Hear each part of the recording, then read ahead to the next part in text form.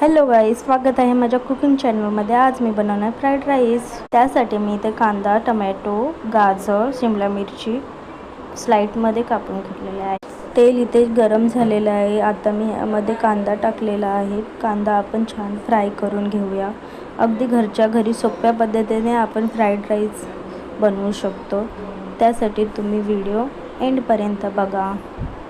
आता ह्यामध्ये मी tomato add केलेले आहे. टमॅटो छान फ्राय करून घेऊया आपण.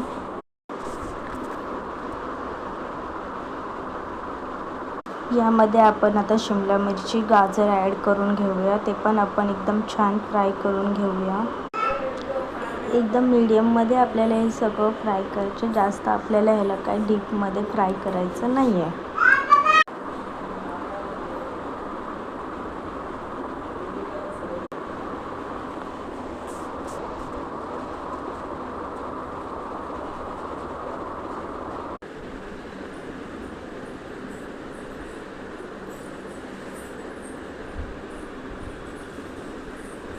आता मी राईस ॲड करत आहे, जो मी कुकरमध्ये बनवून घेतलेला होता.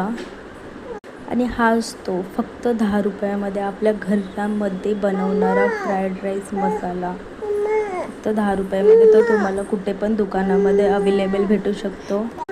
आणि एवढ्यातच माझी छोटी मुलगी आलेली आहे मम्मा मम्मा करत.